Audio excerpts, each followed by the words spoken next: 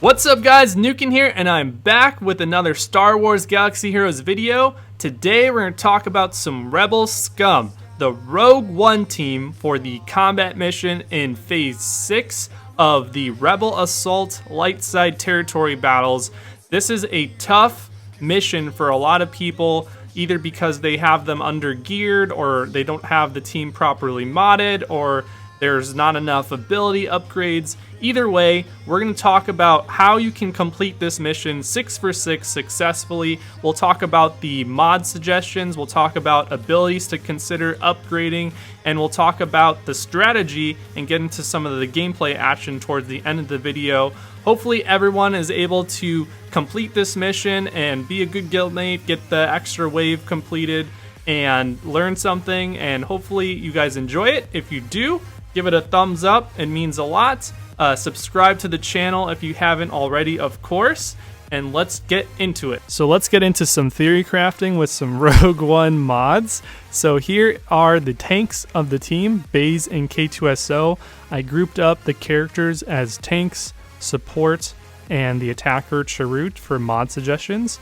And I do want to do a quick disclaimer that you don't need to use a second tank. You can use Bistan, who is an attacker, and you can also use Scarif, Rebel Pathfinder. Some people have had success with some of those heroes, but I found K2SO to have stronger synergy with Cassian and him to be more reliable and fitting to my playstyle, so I went with him.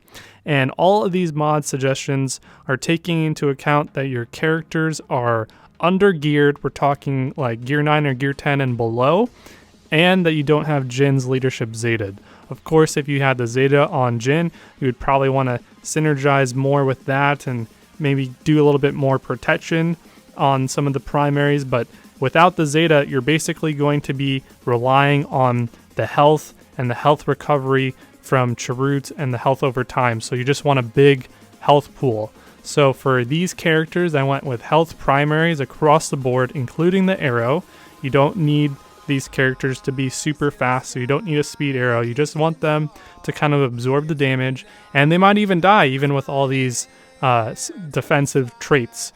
For the secondaries, you're looking for health, health percentage, flat defense, basically all the defensive secondaries. They are not there to do big damage. In fact, they hit like wet noodles, except for Baze when he does that special attack, but that has nothing to do with the mods. That's part of the ability. So that's how you kind of mod the tanks. Let's get into some more in-depth modding with the support cast. Moving into the supporting cast, we have Jin and Cassian. And Cassian is a support character. Jin is classified as an attacker, but the way she kind of plays on the team, she's more of a support character, if anything. And going into the mods for the primaries, we have a speed arrow, so back to more normalcy. For the triangle, a health primary triangle. For the cross, health, and the circle, primarily health as well.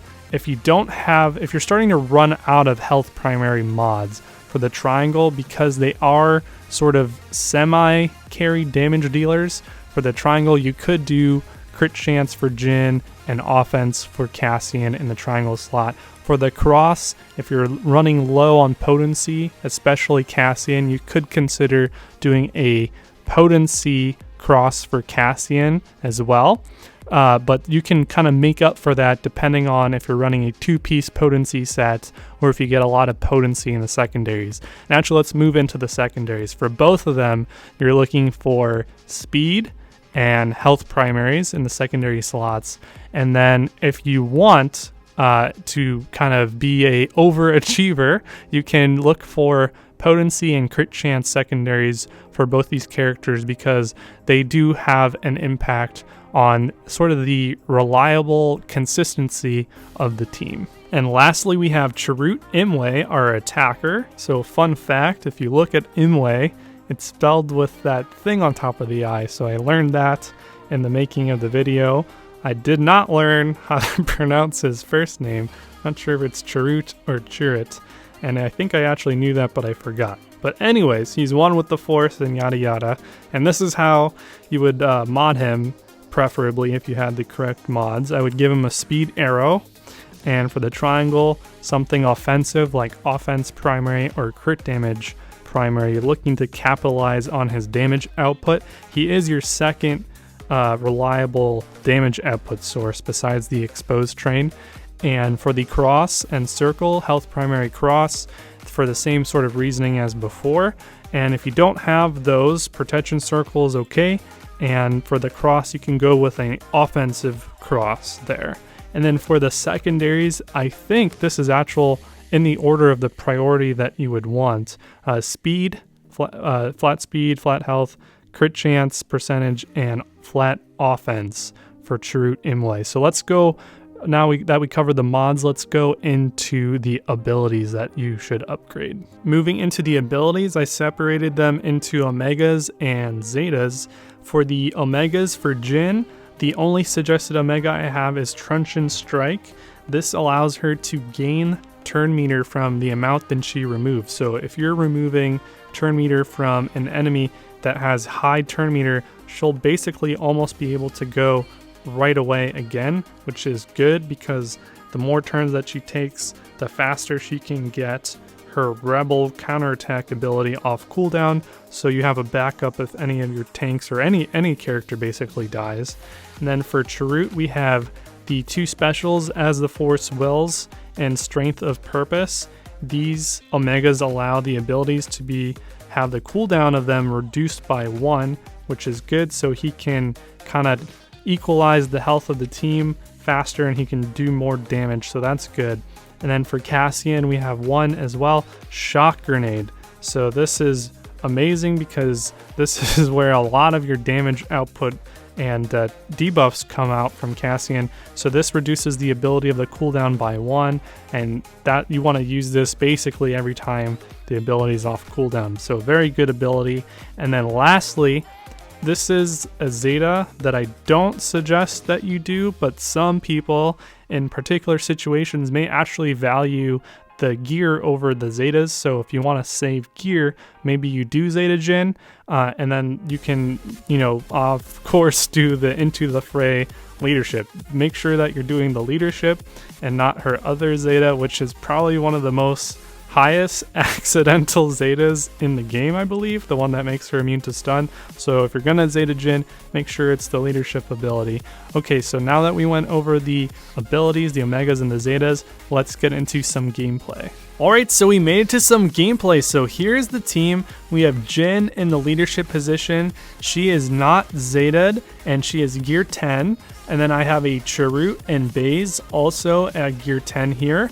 We have Cassian and Endor, Cassian Andor at gear 9, and K2SO is at gear 8. So I do want to note that I'm not running all of the mod suggestions that I made, so they could have had higher quality mods. So this isn't technically the rock bottom ground floor, but it's pretty close to being able to get by with minimal resources and consistently beat the Rogue One missions. So a comfortable spot.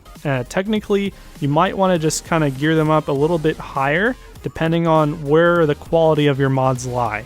Now, this is wave 4 of 6. In the first 2 waves, make sure you're not using the special ability that is in the bottom right. You can start to use it in wave 3 or wave 4, depending on your preference. You'll kind of know when is a good time to use it. I'll show you in wave 5. Another thing to note, Chirrut, his equalization health ability, start to use that even if your health of your characters is full, because what that does is it kind of redistributes the health pool and all 5 of your characters start to basically share the health pool resource. Here's a good time to use the special ability when you know for sure you can take out a character. Boom. So we took out a character there. For Jin, you want to make sure that you're stunning the snowtroopers. Those snowtroopers that are elites can counterattack. So you want to make sure that they're dazed or stunned when you're attacking them. Before you're going into wave 6, you want to make sure that you're saving your special abilities because you don't want to have them off cooldown right before you go into the final wave. So here we're just going to start doing some basic attacks with everyone and start to make sure that are as prepared as we can be when we're going into the final wave. And then that also buys you some more time to use the special ability to let it charge up. Going into the final wave, you're always going to have 5 elites, and it's all going to be random. Here we have 2 probe droids, 1 commander, 2 snowtrooper ops. It's important to kind of know what these guys do. The probe droids can basically explode and do a bunch of damage, which will probably take out one of your characters, especially if you're trying to do this with minimal resources. You can revive them with Jin, but sometimes they can explode on Jin, and then your run is over. So I like to keep them disabled, stunned, ability blocked, so they don't explode, because it's sort of an unnecessary risk to let them explode on you, and you have enough debuff and control to kill them before they do. So take out the probe droids first, that's what I like to do. And then here we have 2 snowtrooper ops and a commander left. So what I would do here is probably focus on the snowtrooper ops before the commander, because if you do enough of these shock grenades, you can get a daze on the commander, and that will stop his turn meter gain, but he's basically close to dead anyway. There's a daze. So K2SO has a daze on his special, and that prevents the snowtrooper commander from taking a bunch of turns. So then you can focus on the snowtrooper ops here, and we're just basically controlling the battle by reducing turn meter and doing as much damage as you can right away. And here we go, 1 more snowtrooper ops to go, and boom, we got it with the special ability. So I'm gonna roll this clip. This is me fooling around on a different account with a different lineup. It has better gear and mods, and I think Jin's leadership is Zeta, but it's cool because it's a different lineup, and I think Jin dies in wave 5 and they were still able to beat the mission. So I'll let it roll till the end. I'm gonna wrap up here. This was a minimal resource guide to completing the Rogue One combat mission in the Rebel Assault Lightside Territory battle. We went over some abilities, some Omegas, and potentially a Zeta if you value that more than the gear. We talked about some mod suggestions, and we talked about strategy and kind of how to use your team to effectively win. So hopefully everyone enjoyed the video. Hopefully you're able to be successful in this mission, and drop a comment below. Let me know how you're doing. Are you already beating this mission? Are you about to? Are you having difficulty? Just let me know, and hopefully everyone's successful. But if you're having difficulty, I can try to help as well. Catch me on Discord. The link is in the description. Subscribe to the channel. Give the video the thumbs up. You know the drill. And I'll catch you guys in the next video. Cheers.